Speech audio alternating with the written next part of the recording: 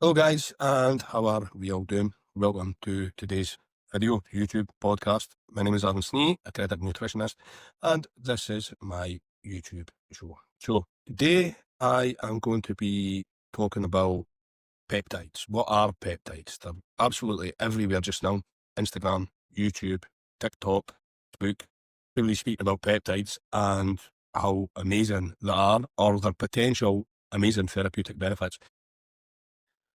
A lot of people don't even actually know what a peptide is.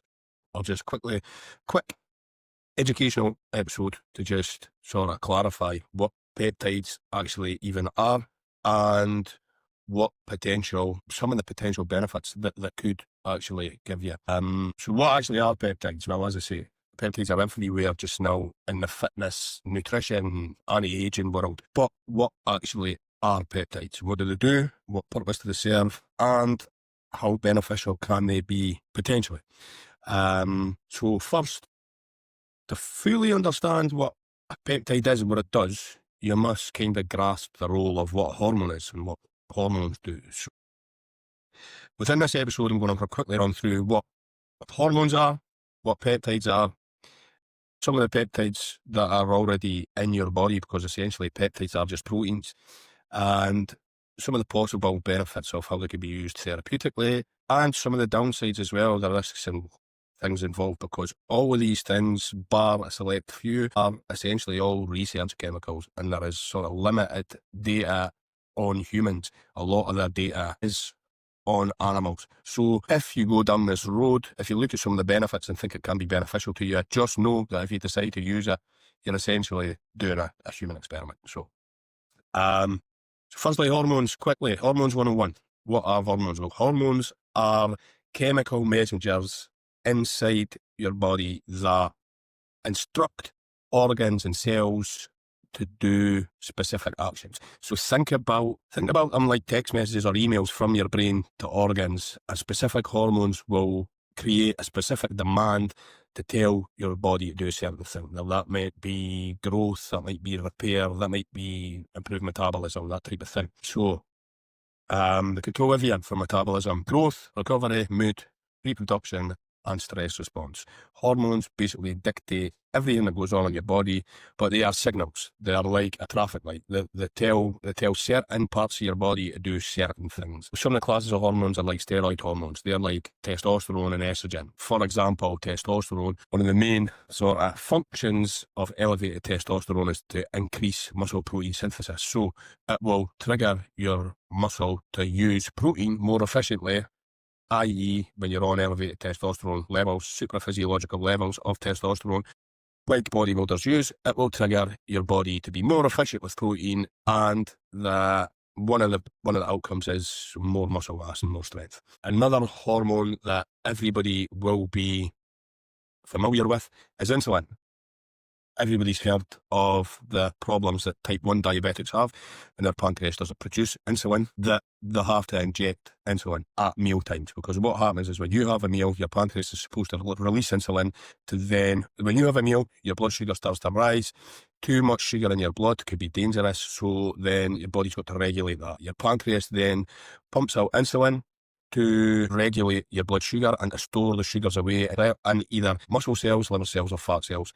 But type 1 diabetics don't produce insulin. So when they have a meal, they have to test their blood glucose levels, keep an eye on their blood glucose levels, and inject the amount of insulin they need relative to the amount of sugar in their blood. Now, insulin is actually a peptide.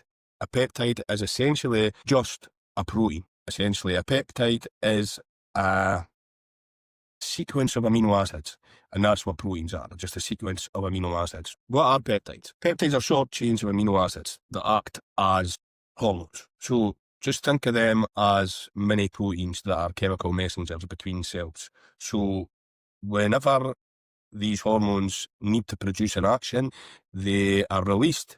Naturally, they're released, and then they bind to receptors at whatever site, at the cell site, and when they bind to the receptors, they trigger a cascade of change, and then the relevant change takes place. So that would be like growth, repair, metabolism, for example. For example, if it was a GLP-1 and once that peptide bonds to the receptor, it would trigger GLP-1 to do its job on the cell, and that would then have an impact on your metabolism, on your gastrointestinal, on slowing digestion and that type of thing, and consequently appetite as well. So if you think of peptides are like keys and receptors are like the lock. So when that peptide binds to the lock, it triggers a specific action in your body. So yeah, some of the peptides you already produce that you may or may not be familiar with is insulin that I covered, glucagon, GLP-1 and GIP are kind of famous just now. Growth hormone, releasing hormone, oxytocin, things like that are peptide hormones that your body already produces. All these peptides that are sort of coming about on social media and things like that are becoming sort of like popular in the fitness space and anti-aging and the biohacking space, if you like. Most of them are already, like, your body already produces them. BPC 157, for example, is produced in the gut. What she and sort of tell you just now, that is bioidentical as well. Our bodies produce that as well. So all these things are just external ways to mimic what's already going on in your body and to amplify what's going on in your body. That, for example, the growth hormone releasing peptides, when they are taken, they trigger your body to release growth hormone. And that's kind of the way all the peptides work. When they're taken, they trigger your body to respond with more of the peptide that is naturally occurring in your body. There's over 170 peptides are in clinical development for metabolic disease and recovery and longevity. Some are approved drugs. Most of them are experimental. So although you could get your hands on them, just be aware if you're using them, you're essentially running a human experiment, because there's lots of sort of positive looking evidence for these peptides, but most of it in a lot of the peptides have been done on sort of mice and an animal model. So just be aware of that. I'm simply bringing you the facts and then you make up your own minds. Some of the main categories of the peptides just now, for like metabolic fat loss, for example, are the GLP ones or the GIPs. Well, GLP-1, GIP and GLP-3, now retatrutide. So these regulate appetite, improve insulin sensitivity and promote fat loss. Now, retatrutide, the newest one, is still in clinical trials. So if you decide to use that and acquire it through a peptide website or whatever, if you decide to use that, you're essentially using something that's not an approved drug yet. Wegovy, Ozempic, Mounjaro, which are brand names for semaglutide and tirzepatide, they are approved drugs. As these things are getting better, as these things are getting developed, the drug companies are essentially trying to make them better and better with each successive one. And on paper, retatrutide is by far superior to the rest of them.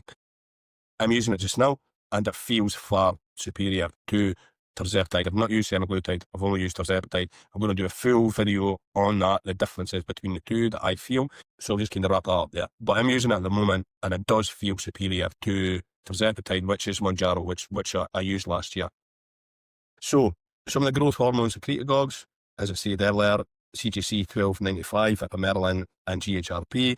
What they do is they stimulate your pituitary gland to release growth hormone. So the benefits of that could be recovery of body composition, improved sleep, improved skin quality, things like that. So there's other peptides as well that are like healing and regeneration peptides. So BPC 157, TB 500, these are quite popular and well known as well. The both of them together are known as the Wolverine stack. If you take copper peptide alongside that, it's known as the glow stack because it's meant to give you good skin and things as well. But what these are studied for is like tissue repair, reducing inflammation and restoring the lining on your gut. A lot of people have gut dysfunction, especially with our Western diet and a lot of alcohol and things. So again, paper very beneficial. And again, if these are acquired and used, it'll be experimental purposes only. And there is other peptides for skin and cosmetic use as well, as just mentioned. GHKCU, which is copper peptide that stimulates collagen production, aids in wound healing, and improves skin texture and elasticity as well. If paired with VPC 157 and TB 500, this is known as the glow stack. So there's tons more peptides than that. Loads and loads and loads more. I'm going to start doing sort of more content around peptides. The reason why is because I'm kind of fascinated with the possibilities of them. What C, for example, is that I'm using just now is really fascinating, and the ability to be able to improve mitochondrial function and improve how your body produces energy and essentially reverse the slowing of the aging process, if you like. And that's one of the reasons I'm so obsessed with learning about these, to be honest, is their potential application in the ability to help you defy aging, if you like. Now, there's a big difference between health span and lifespan. When you think anti-aging, I think a lot of people think to increase lifespan, when it's not necessarily about that. It's to increase health span. Like, I want to be able to do things in my 50s and 60s that I was able to do in my 20s, i.e. sprints, like go to the gym, have enough energy to like, do whatever I want. Whereas conventional aging will tell you that you're just meant to slow down with age, and that's just part of the aging process. The aches and pains and low energy, chronic fatigue, all these things are just part of life and part of getting older. No, I don't really see how that's got to be the case. So a lot of these peptides have potential therapeutic benefits at defying a lot of these things that just sort of happen with age.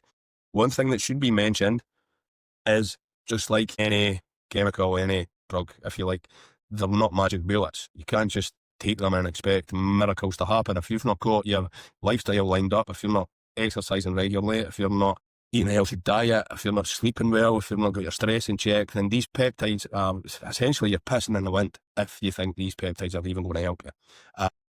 And that goes for anything as well. That goes for like you using TRT or anything at all, like even above TRT. If you've not got everything lined up perfectly, essentially they won't even work. And in terms of testosterone, it will probably even make your health worse if you've not got your sleep and everything dialed in. The sleep, stress, food, exercise, all that comes first. It's definitely lifestyle before medicine, 100%. So limitations of these, very few of them are regulated, as I said. Some of them are licensed drugs, most of them are not. If you compete in sports, a lot of them are on the banned list, a lot of them are on the WADA list. Or see, for example, the Insulin is, BPC 157 is. I suppose that's a good sign. If the sports organisation has went to the bother of banning them, that means that the evidence behind them working means it's legit, means to do what they're meant to do. They do improve performance, and that's the reason that they are banned. A lot of them can be obtained medically. GLP-1s can, but retatrutide can't. If you're using retatrutide, it will come from a peptide site or whatever. Just be aware that if you're using it, you're essentially using something that's not a drug yet, which goes for a lot of them. In short, peptides are short amino acid chains that act as hormones and messengers. Insulin is a perfect everyday example. As I said, everybody will recognise that anyway. Like, insulin is a peptide hormone, and it is needed for your body to control blood glucose. Type 1 diabetics that don't produce this need to inject it, or they can slip in, or serious things could happen. They can slip in a diabetic coma, things like that. Peptides mimic or enhance these signals for performance, healing, and longevity. So essentially, you're taking something that your body already produces and you're amplifying it to get that effect. As I say, BPC 157, for example, if there's more of that, you'll get more of a healing sort of response. But see, if there's more of that, then your cells will produce energy more efficiently and you'll have less fatigue. You'll be able to train harder. And does other things as well, with insulin sensitivity and fat loss as well. But essentially, anytime you're taking these, you're amplifying the signal to get a benefit out of them. And as I say, if they're banned on the WADA sports list, then that's a clear indication that they do exactly what's said on the tin. As I say, if you decide to use any peptides, you're essentially running an experiment of one, and it's always lifestyle first. If you've got sleep issues, if you've got stress issues, if you've got a shit diet, if your training's non-existent, none of these things will do anything for you. And that is why GLP-1s are getting a bad rap, because everybody's going on them. And in people's defence as well, pharmacies are telling people to ramp the dose far too high. I don't believe for a second that anybody needs 7.5 milligram or above of Manjaro. I'd even argue that 5's like the limit. It's people in medicine will disagree with me, but that's because they don't think lifestyle first. They think medicine first, lifestyle second. But GLP-1s are getting a bad rap for exactly that reason, that people are using them wrong. People are using them to remove their appetite instead of regulate their appetite. And when their appetite is removed, they're not eating a thing, lots of weight's dropping off them, and essentially they're not looking very well. They get to that point where they're not feeling very well. All these things, training, nutrition, etc., it's got to be part of your life if you're going to use any of this type of thing with success. Now, I'm not saying that a high GLP-1 dose won't help you drop a lot of weight. It will. But if you aren't eating a thing, you're on the risk of nutrient deficiencies, hair loss, bones weakening, all sorts of stuff. But it's just a perfect example of how these peptides are a magic bullet. So this was just a short episode to quickly give you an idea of what peptides actually are and how they work. And I will be putting this type of thing inside my free school community. I'm going to do a quick small course on peptides. This is actually the first video of it, to be honest, what peptides are when I get it done. So if you have made it this far in the video and would like to join my community, then drop me a message on Instagram or Facebook. Feel free to join. Thank you very much, guys, and I will catch up with you all soon.